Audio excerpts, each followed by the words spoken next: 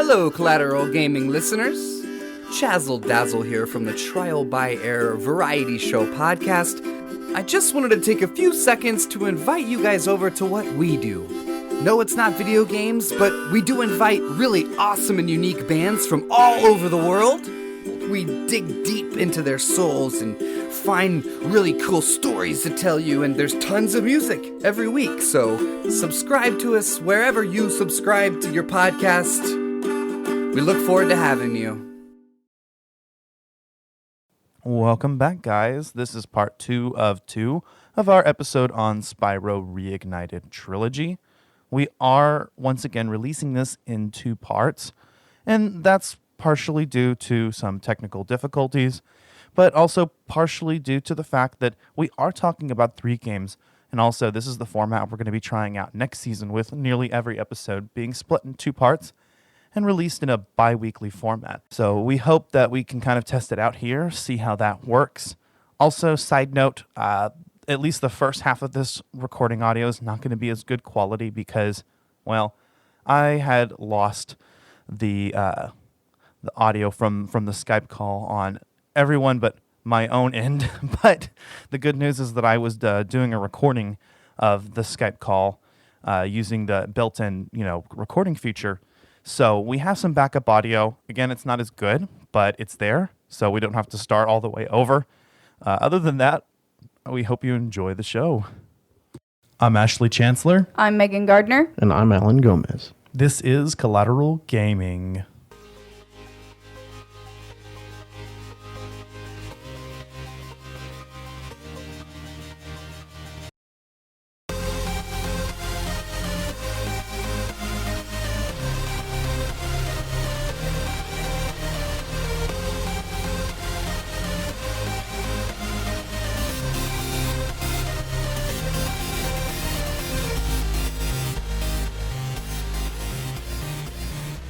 And kind of made me move on to the next game was that by the time you get to the third and final homeworld, Winter Tundra, you end up having to use the Spirit Orbs to progress and fight Ripto, whereas previously in the past 2 worlds, you needed the Talisman to progress.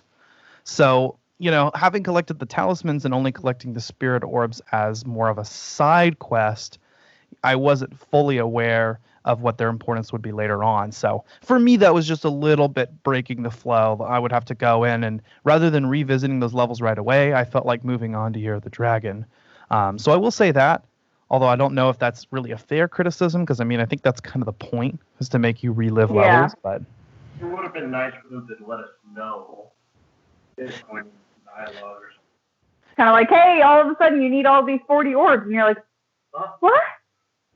Yeah, they don't let you know. The orbs are kind of just there. And then what's also interesting is that there are only 3 hub worlds in Ripto's Rage.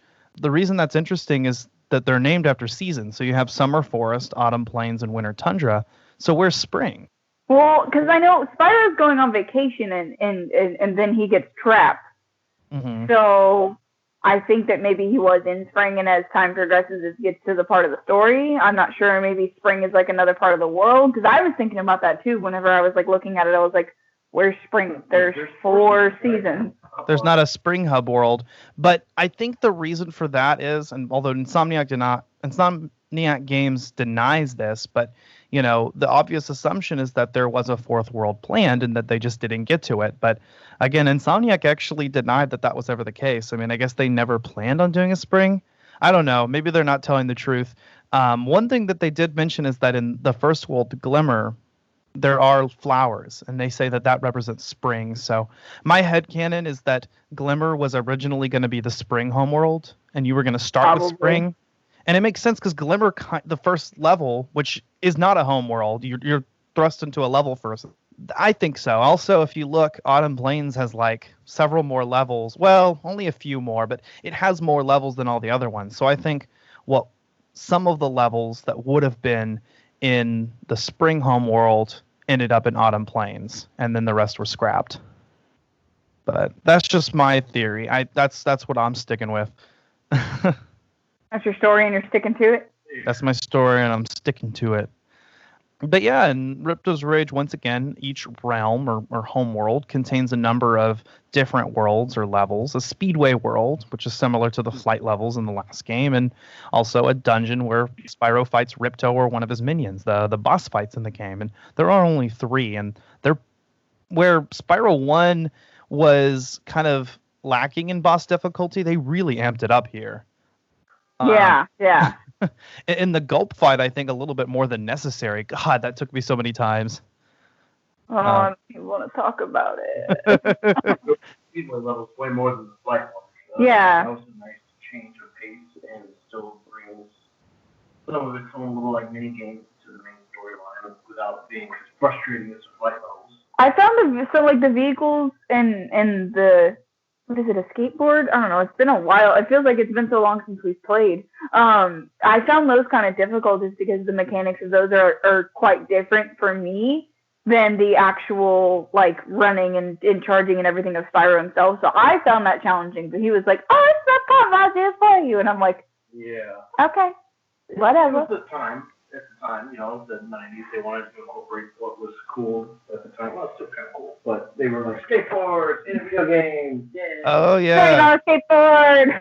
But the skateboards are actually in Year of the Dragon, but Ripto's Rage did start introducing some of those mini games. I know there's a lot of Ripto's Rage and Year of the Dragon do feel a lot more similar. I think because Spyro 1's kind of disconnected. Yeah, I agree on that.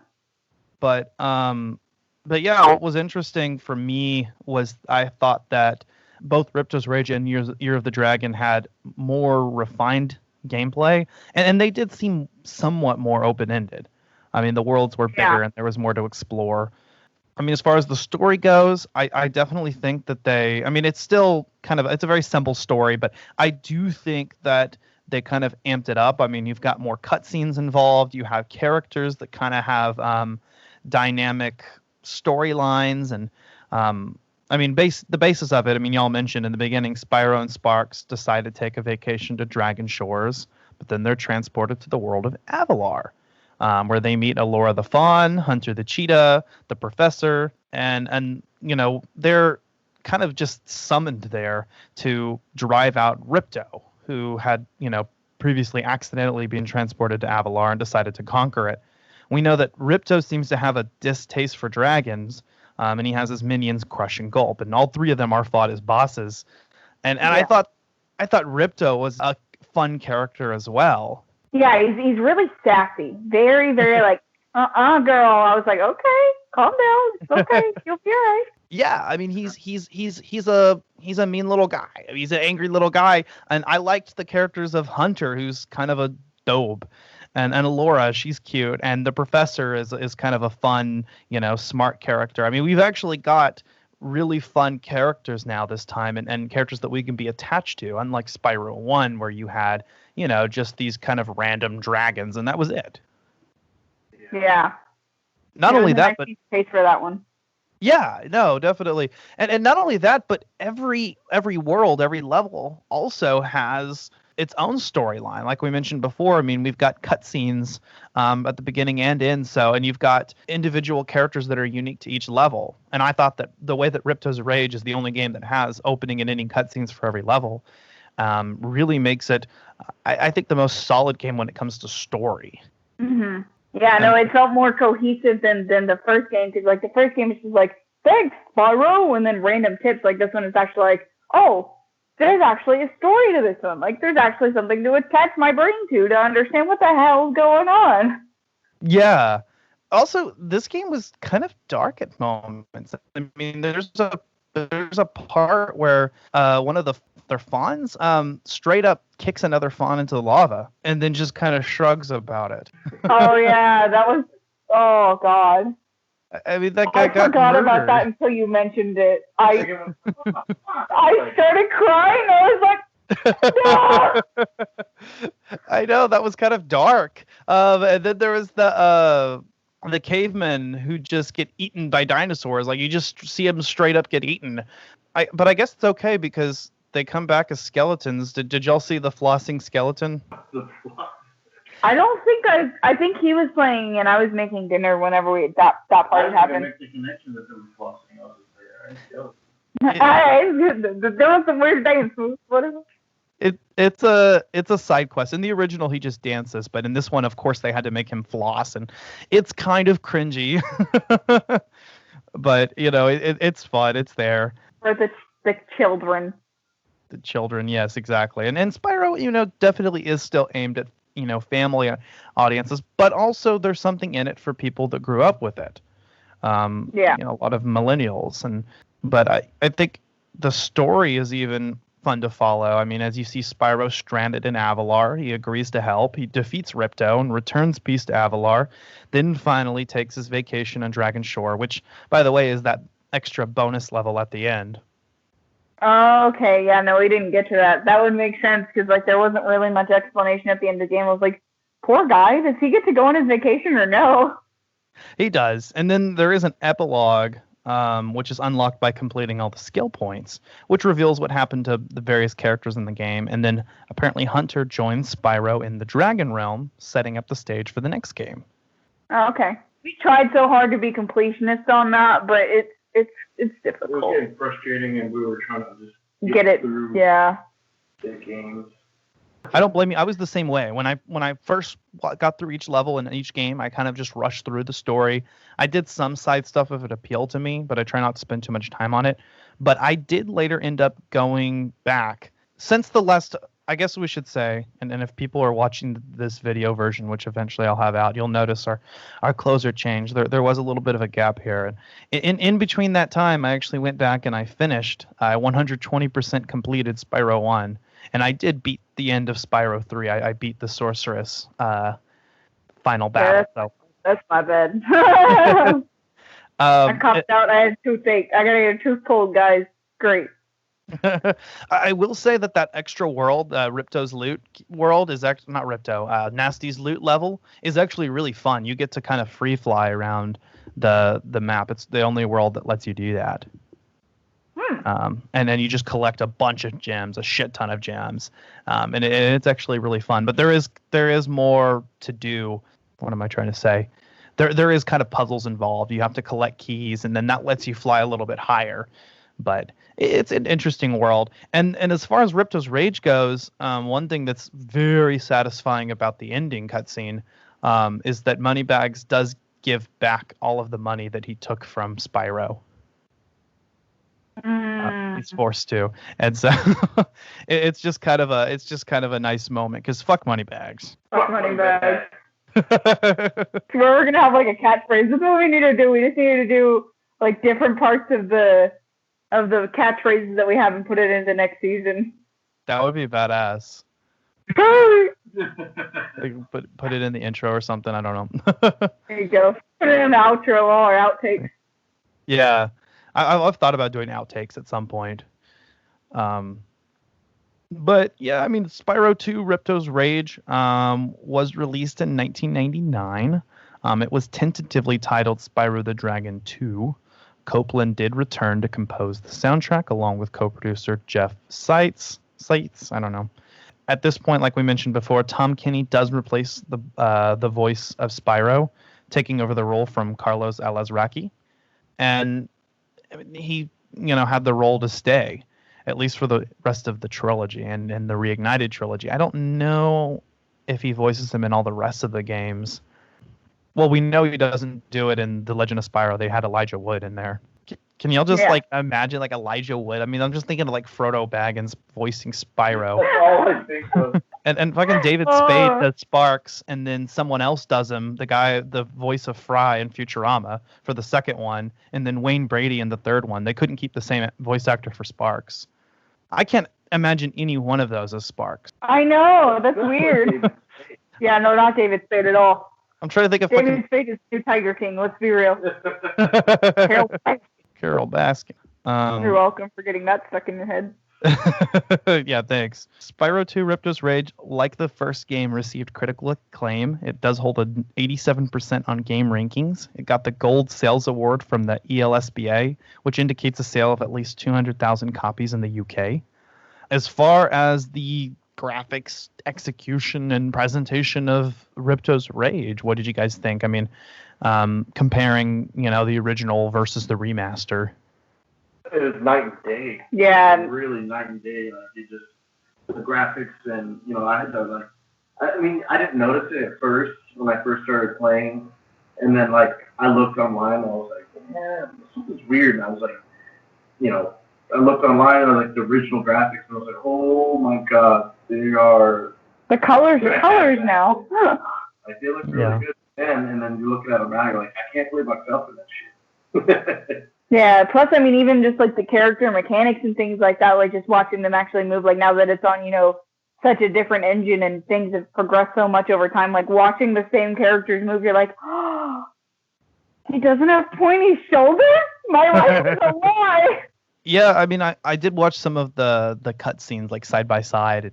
There is quite a difference. I mean, just like the first game, I mean, it's going to be basically the same difference. But what I've heard as far as, the game goes, the game, the flow of the game, the controls, I have heard it said that Ripto's Rage is the one that's the least improved upon because it was the one that needed the least improving upon. It was, a very solid game even back in '99. Especially compared to the first game. And then we'll get into Year of the Dragon. Year of the Dragon does include everything that's in Ripto's Rage, but Year of the Dragon also does some other things. Yeah. But, what do you guys think overall, Ripto's Rage versus, say, the first Spyro game? It was hard to get into the first Spyro, and then I played this one, I was like, okay, this is better. Yeah, it's a lot more cohesive. The first game is, kind of like your introduction, your introductory level kind of thing. And it's like some of those games where it's hard to get into. I remember for us, which game was it that we played? Lara Croft was hard to get into at first. Yeah. And then once we got past the tutorials and, got up past all that stuff, I was like, damn, I'm hooked. We've been playing this for 6.5 hours. It was kind of like that. Same thing with Ripto's Rage and Year of the Dragon, because it's more cohesive. It felt easier for me to get into the game. Yeah, I got to agree. Getting into Ripto's Rage, I mean, it kind of just throws you right into the action. And starting with one of the levels rather than one of the hub worlds, I think contributes to that. Also, being introduced to the characters right away. So, you start giving a shit. And they have fun personalities. And so I got to say, Spyro 1 was just ever so slightly harder for me to get into, but Ripto's Rage, I wanted to keep playing. I mean, when I first got into it, I kind of tried out all three, and I really wanted to move on and start playing Ripto's Rage and Year of the Dragon, but then I ended up falling in love with the first game in its own way. So, but I guess we'll kind of get into the final game of the trilogy. Spyro Year of the Dragon came out just 1 year later in 2000, which was incidentally the Year of the Dragon. That's why it's called that. I will say that Year of the Dragon is very similar. Few deviations from the predecessors. Your main objective this time is to collect dragon eggs scattered across 37 worlds. Some are hidden, some are given as rewards for levels or task completion. It's not necessary to collect every egg to progress. In fact, some eggs are only found when you return to a level. As always, levels are connected via hub-style homeworlds.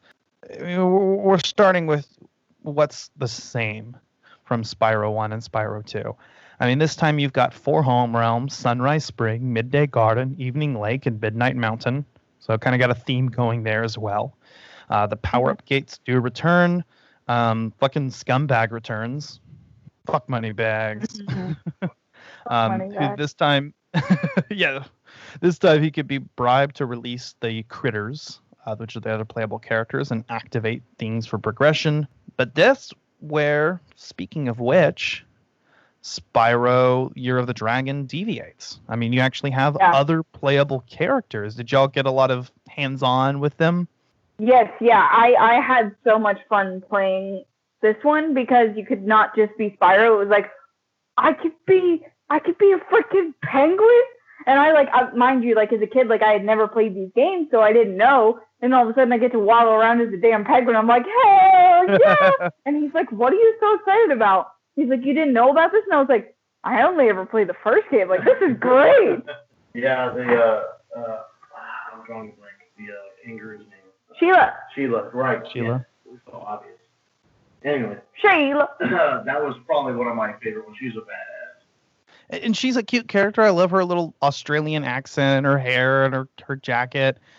Sergeant Bird, the penguin. So there's Sheila the kangaroo, Sergeant Bird the penguin. I remember him from A Hero's Tale, actually. He was a playable character in that, too. He does kind of the flight levels or the speedway challenges for that game. So he comes back. There's Bentley the Yeti, who is a just kind of this lovable, like, intellectual type. He speaks and... but he's... Monsters Inc. Yeah. It's probably that. Maybe. But I think by far the least fun to play as because he's sluggish and kind of... they did fix him a little bit in this game versus the original, or so I've heard, but...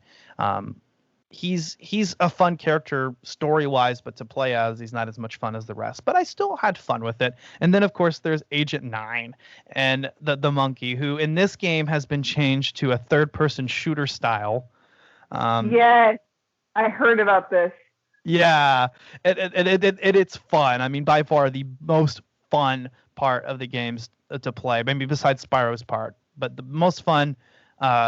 other playable character, I think, is Agent 9. And the fact that they changed it into a third-person shooter in this version versus the original actually really enhanced the gameplay. I think that it made it more interesting. I love the whole thing. And there's even some first-person shooter segments. I mean, there's this one like Wild West style where you shoot dinos. The shootout, yeah. It feels like one of those like arcade rail shooters. Yeah, those are so fun. Yeah, I hadn't played the third one like I mentioned before. But from what I heard that this got a lot of great rave and good reviews because of simply, I guess, the mechanics changed on the monkey a lot. I didn't know, of course, before, but apparently like it's night and day, and like people love it. So. Yeah, I looked up the reviews because I was curious because I remember it not being that easy to use him. And I looked up reviews on what other people's thoughts were, and it was like, yeah, okay, I'm not the only one here. I thought I was imagining things. I don't remember it being this easy. And yeah, everyone said the same thing. It's so much, the fluidity using that character they did a great job revamping him. Yeah, I really think they did. In fact, I think Spyro Year of the Dragon originally was seen as, I think, more gimmicky. I mean, it seemed like Insomniac Games was kind of running out of things to do, and that's why they left the series. So you can really tell here because they were really trying to stretch out. They didn't want to make new abilities for Spyro. Instead, they developed the other playable characters. And originally, it just, I think, wasn't as well done. I think it was kind of all crammed in as best as they could. Now that they had time to really develop it, I think Year of the Dragon shines the way that it's meant to. I really think the Reignited Trilogy truly improved on Year of the Dragon because I think it wasn't perceived as well as Ripto's Rage, and now it's a really big contender. They're both really cool, and it's hard to say because Ripto's Rage is kind of a more tight game. There's just so much more to do in Year of the Dragon, and then there's all the other playable characters, and they're a lot of fun. There's more mini games than there were in Ripto's Rage, like you guys mentioned before. Fucking skateboarding. As a skater, that was super exciting for me. You've got also, and I haven't even gotten to try these out yet, but Sparks the Dragonfly has kind of these levels that are kind of like these like top-down shooter style. And Hunter does have a few mini games where he's in various vehicles, which I hadn't really gotten to try those either. But each playable character can be controlled for certain levels. There is one of which for each character can be found in every home world. There's, like I said before, an extensive set of mini games, some carried over from Ripto's Rage, where you play as Spyro and other characters. I think as far as the story goes, it really carries over. There's a lot of the charm that's in Ripto's Rage. I mean, this time you have the main enemy is the sorceress and Bianca the rabbit, who later becomes an ally and kind of has a love interest, romantic, relationship. Actually ends up having a romantic relationship at the end with Hunter.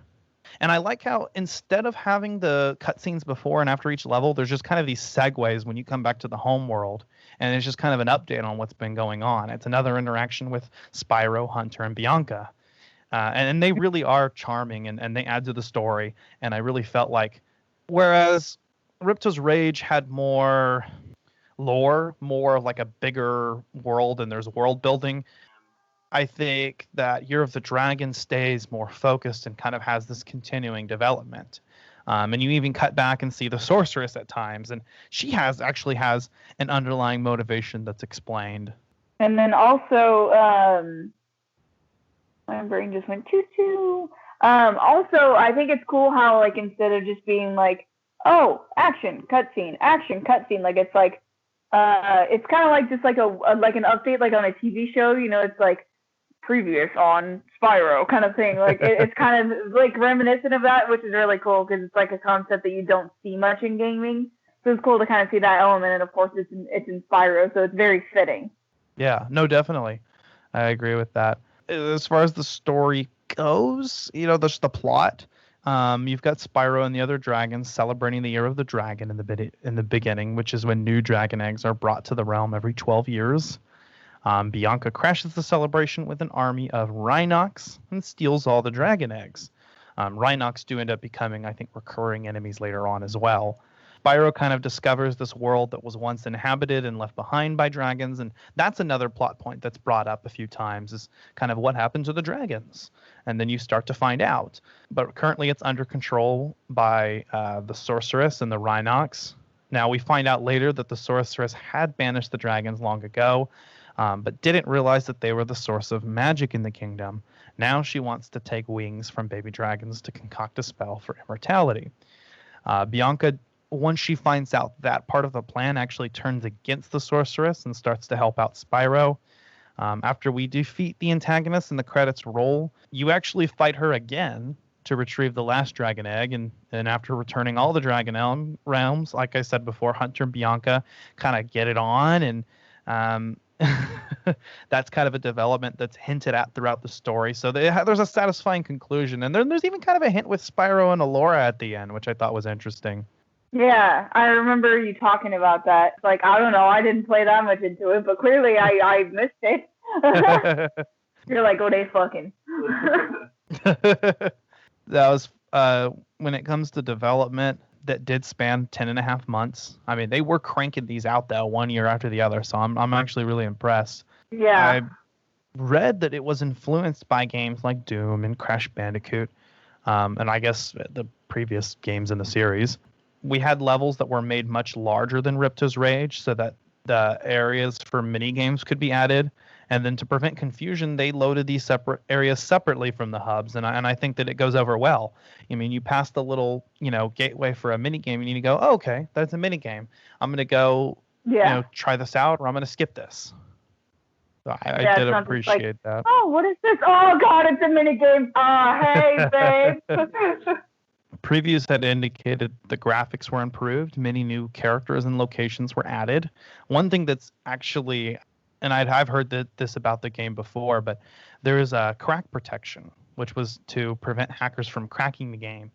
And there's actually some built-in protection. I've heard that if you are playing a pirated copy of the game will recognize. It'll let you get all the way through the game until the very final battle, and then load you back in the first world with 0 eggs and 0 progress. No way, really? Yeah. This was back, Damn, that's cool. Yeah, this was back at a time when these things were kind of done in games, and there's some scary shit that's been happening, to people that pirated games. Like, they would try to freak the fuck out of you. But this was one of the more, infamous examples. Like we said before, this was Insomniac Games' last Spyro title. Ted Price had revealed that they felt that they could do nothing new with the character, and they wanted to do something different after working for 5 years on this IP. And honestly, they went on to do, I guess, bigger and better things. And Spyro, for better or for worse, was handed off to other developers, and we see the direction that went in. I do hope that, with enough time gone by, Insomniac realizes, okay, there's something more we can do with Spyro, or maybe, let Toys for Bob take the helm, because they seem to do a pretty good job as long as, they remain faithful to the heart of the game. Yeah. I mean, I'd like to see what they would do with a brand new game while staying true, but maybe adding new abilities, maybe adding kind of the more the platforming that we see in like a Hero's Tale, which is a little bit more refined. Maybe adding a little bit more of a deeper story like the Reboot trilogy, but not like really into it. Like, don't forget that you're a kid's game. Don't take yourself too seriously, but don't be afraid to get a little bit deep either. I think would be fine. Plus, kids are smarter nowadays too. Like when we were younger, we were just like, whatever. Like now, kids like read into things. Like, oh, they're getting smarter, and it's not okay. Yeah, I've heard that that's a thing. That like intelligence as a whole, like cognitive intelligence has increased. IQ scores are increasing. Keep in mind also that another Spyro game would be catered towards adults like us. So that's very possible. And I felt that they did a good job. With Year of the Dragon, we had the music, again, composed by Copeland. The challenge was in creating music that would be both interesting to listen to and complement gameplay.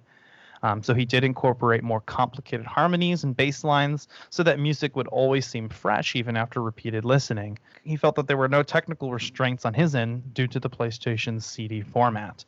He recorded an entire orchestral scores for extra flourish and percussive and beat-driven melodies for high-energy movements. Your heart pumping, like when you're in the deep of it and you're like about to do like a boss fight or something, like your heart starts beating like you're in like a God of War style game. You're like, oh, okay, lots of percussion. Okay, like you can tell, like definitely with the scores, like as the games progress, like there's more thought put into them, and it's really really cool to like watch them be like, okay. Cool game.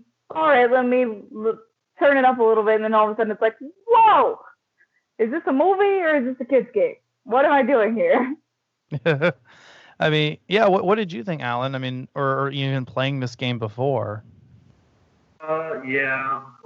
There was as far as the musical part, yeah, I agree with Megan on that. It was dramatic, but not overly so. It was to a point where it was still fun. The music definitely like hyped you up. It hyped me up, but it also like stressed me out. I'm just like, like the music occupied, and you're just like stressing out. Like, all right, okay, I get it, music, I get it. Let me just. No water. Oh, damn it. But I agree. The music was definitely. It's the little things like that you don't notice until or you just take for granted.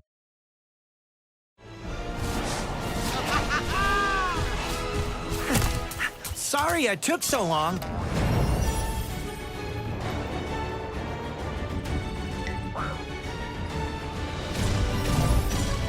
Bring it on.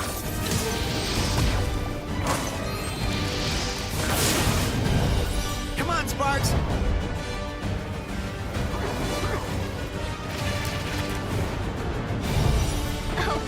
Thanks, Spyro. Don't worry, I'll take care of them.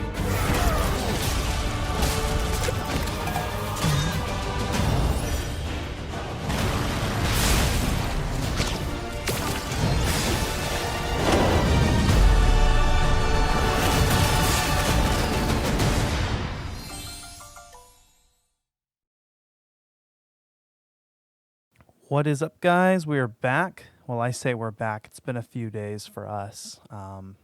Actually, it's just me here. Megan and Alan, unfortunately, weren't able to make it, but I decided to go ahead and finish the rest off on my own, since we don't have a lot more to talk about here.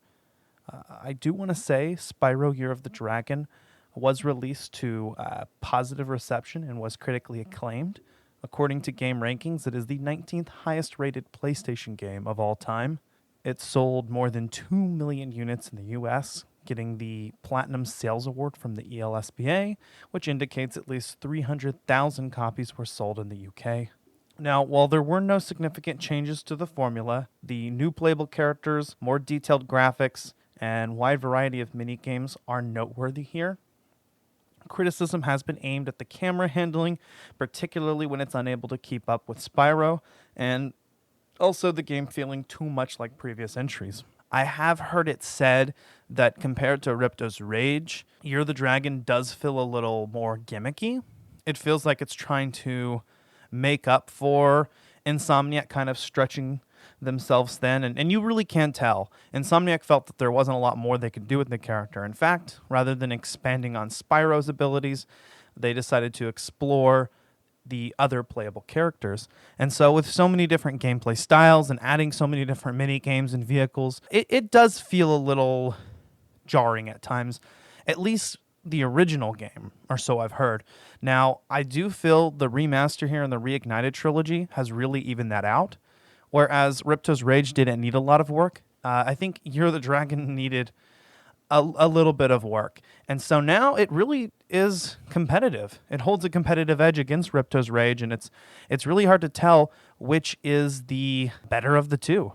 In fact, I was going to go ahead and ask each of us which game out of the trilogy was our favorite, and I feel that it's a strong competition between Year of the Dragon and Ripto's Rage, but with Year of the Dragon feeling just as solid as Ripto's Rage, and I think having a more, how should I put it, a more involved story, a story that feels, you feel a little bit more involved in and sympathetic with.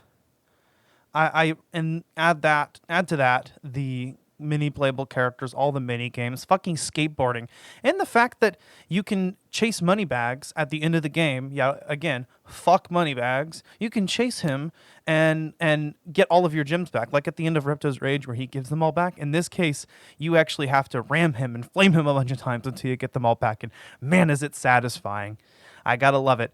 I wanted to add something else too. I did do a little bit more research and found out a little bit more about the crack protection of the game.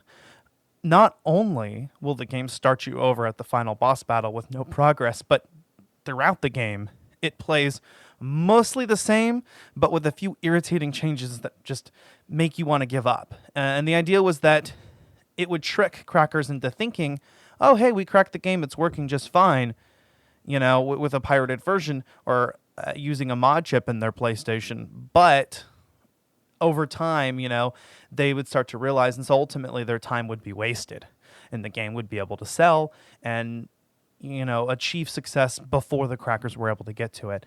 There's just some small irritating changes like eggs going missing, even after having collected them, sparks not changing color past green, so you only get 2 hit points, and just various other irritating, odd glitches throughout. So it's a very challenging experience.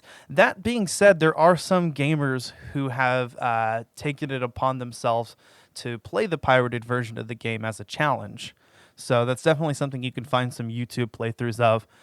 But with the Spyro Reignited Trilogy version of Year of the Dragon, I really feel like it is the definitive version of the game. In fact, I feel that the Spyro Reignited Trilogy overall is the definitive way to play the first 3 Spyro games. Now, there has been some talk about frame rate drops. I didn't notice them. Maybe it's because I'm playing a different version of the game, and my version of the game did not have the motion blur on. I think some of the original criticisms have been addressed with future patches, and of course with re-release versions of the game. Now, overall, it did get generally favorable reviews. As far as sales goes, Spyro Reignited Trilogy is first place on the UK all format sales chart in its first week. It outsold both Pokemon Let's Go Pikachu and Eevee versions individually, but not together. And it was the best-selling PS4 game in its first week in Australia. It received the Family/Kids Title of the Year at Australian Games Awards and was nominated for the Freedom Tower Award for Best Remake at the New York Game Awards, Game Classic Revival at National Academy of Video Game Trade Reviewers Awards, and People's Choice at Italian Video Game Awards. So certainly this game hit a lot of milestones, really stuck in a lot of people's minds, and I think ultimately was a fun experience. And I think the optimal experience for playing Spyro. As far as where the series may go in the future, I do hope they go along the lines of Crash Bandicoot and make a Spyro 4 with Toys for Bob's heading development of that. I feel like they've really shown their worth here, and they are going to be working on Crash Bandicoot 4, so once they're done with that, I'd love to see them tackle another Spyro 4 in the vein of the Insomniac Games trilogy. That being said, I do feel like Insomniac Games, when they say that didn't feel like there was a lot more they could do with Spyro and that they didn't know how to expand his abilities, I kind of have to wonder about that. One thing that later games did that, despite not being considered as stellar games as the original trilogy, but one thing, games like Spyro Heroes Tale or even Enter the Dragonfly or even the abysmal Legend of Spyro trilogy did was encompassing new abilities and new ways to play. I love the way that a Heroes Tale plays, for instance. I felt like it was a natural expansion of Spyro's arsenal. You've now got a double jump to glide, and you've got the head bash move was kind of mapped to the double jump. I don't suppose that makes a big difference. Different breaths, that's, I feel like, a step in the right direction. So, I mean, and just the number of different unlockable moves that Spyro had really made sense, and I liked the way that went, and also exploring the other playable characters. I'd like to see, the other playable characters return. Obviously, we've seen Hunter and Sergeant Bird return, but who's to say Bentley or Sheila or Ancient 9? Because Ancient 9 was fucking fun. I love that third-person shooter style, and I feel like Ancient 9 was my favorite to play as, honestly. But anywho, I'm excited to see where Spyro could go in the future. I think it's definitely got a shot. Haven't heard anything yet about what's going on, but hopefully we will get some news soon. And speaking of news, there were some new Xbox games showcased in their own live event. Highlights for me, I would say Fable. As many of you who have been following Collateral Gaming since the beginning know, I mean, we are huge Fable fans, Dakota and I, and we started our very first pilot episode was Fable 3, and we talked about what, could be Fable 4 because there were rumors at the time. Well, they've officially announced what seems to be a reboot of the series. One that, if the trailer is anything to go by, may offer some more personalization. We'll see. Kind of the idea of crafting your own Fable is what it seems like they're going for, but definitely the series' humor is not lost in that teaser trailer. Also, Halo Infinite. However, it has received a bit of criticism for the art style or the way that the graphics were presented in the trailer. So I do hope the graphics get a little bit more of an upscale. I think that this was more of just a peek. Is it Bungie still working on it? I want to say the developers went out and did say that it was an intentional decision to go back to the art style that they're using. So we'll see what happens. Definitely fan criticism and feedback plays a big part. And I feel like when developers listen to their fans, we ultimately get a better product. And that's what happened with Spyro Reignited Trilogy. I mean, we saw Spyro kind of go downhill and try a different direction and go even more downhill. And, finally going back to the roots, I think, was honestly what saved the series. And I'm really excited to see where it could go in the future. I played the hell out of the Spyro Reignited Trilogy. As of the time of the recording now, I have 120% completed both Spyro the Dragon and Spyro 2 Ripto's Rage. I did finish Spyro Year of the Dragon. I beat the main story, and I've been going back and doing some of the more challenges. It's definitely the biggest of the three games, and that's why I gotta say I think it's gonna be my favorite of the bunch. Although it's a tough call because Ripto's Rage kind of also holds a place in my heart for just being a solid game, and Spyro the Dragon has that unique charm that, again, it kind of seems to have all of its own. But I suppose we're gonna go ahead and wrap it up here.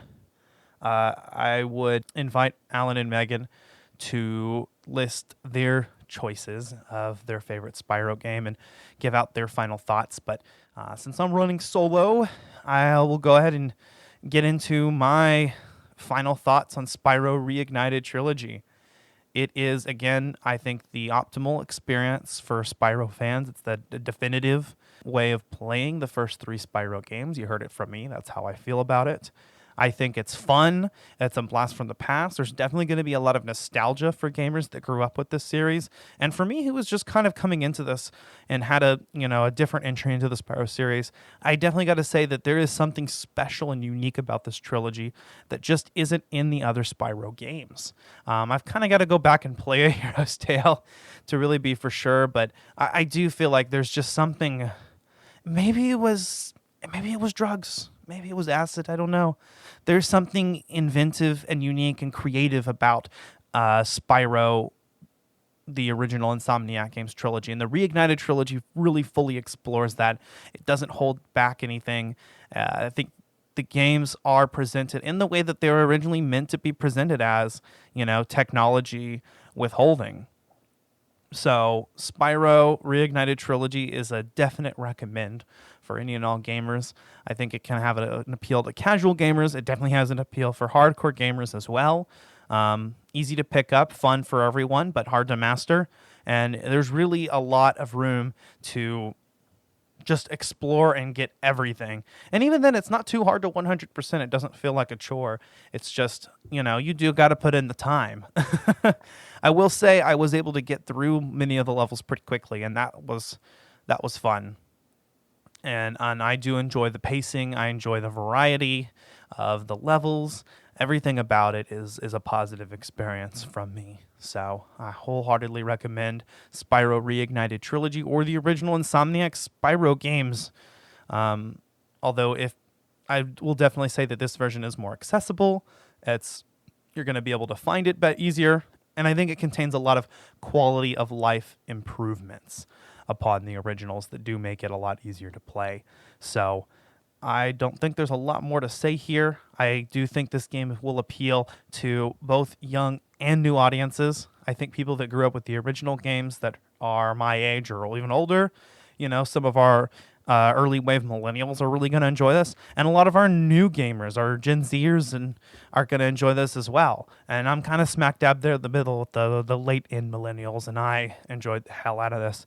And there was a little bit of nostalgia factor for me, but not a lot, and I still enjoyed it. So, and from what I've heard, people that have nostalgia for the game series love it. Check it out.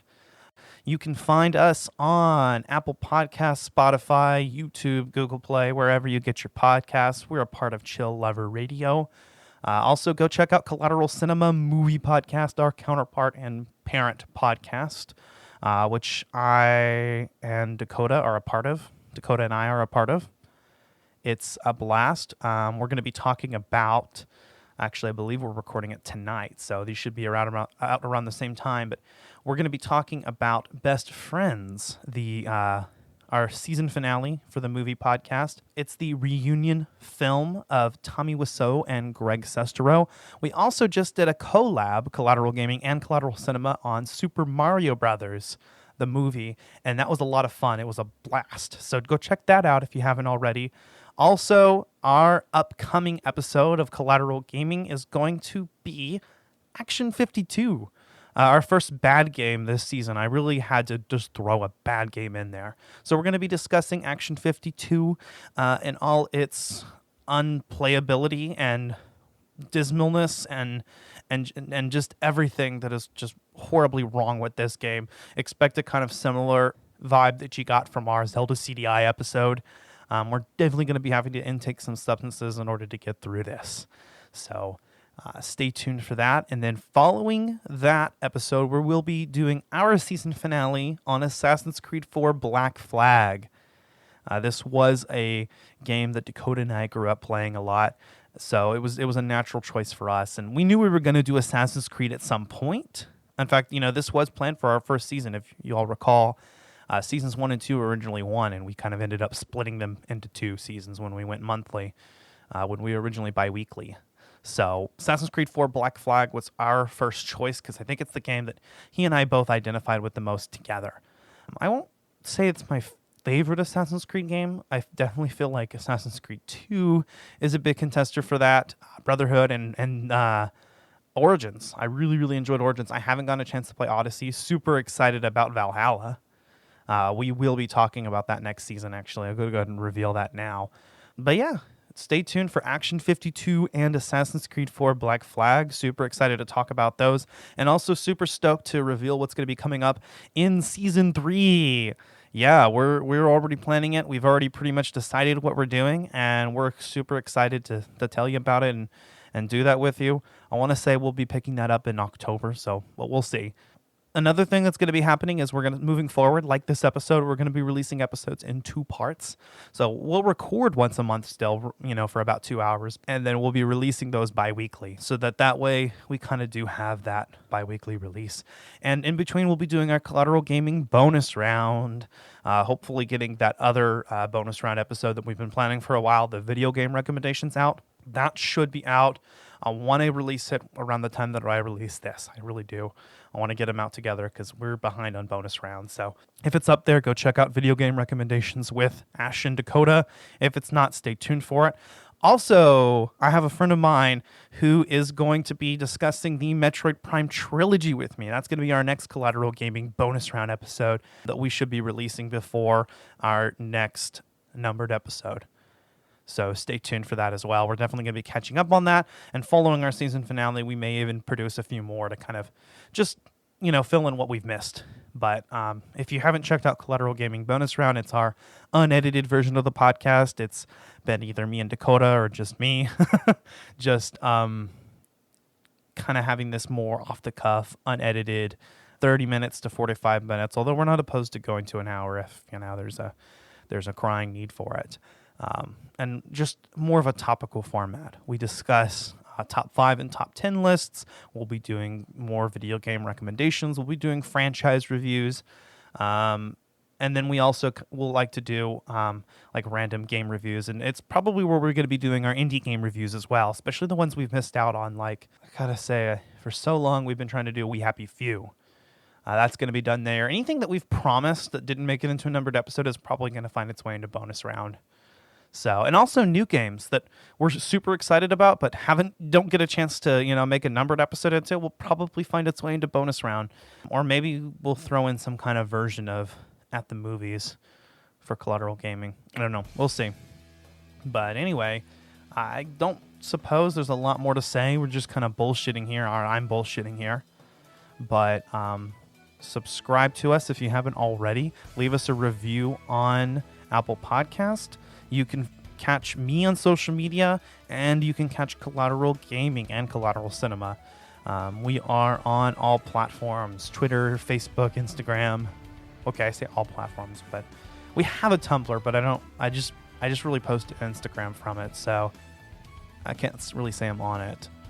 But I do stay up with the social media, and feel free to send me a friend request. Ashley Allen Chancellor, I'm on there, or Ashley Scruffy Chancellor. You can find me wherever you can find Collateral Gaming. So stay tuned for more content. Hopefully we'll get some more of the Let's Plays out as well. I'm excited about that. We actually owe some. So I think that's it. That being said, I'm Ashley Chancellor, and you were hearing Alan Gomez and Megan Gardner as well. We are Collateral Gaming. We are out.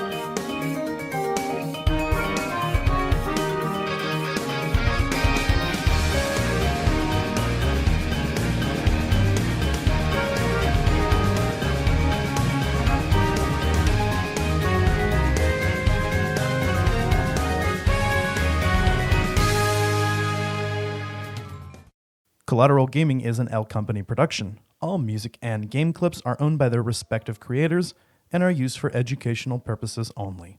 Please don't sue us. We're poor. It's just kind of a nice moment because fuck money bags. Fuck money bags.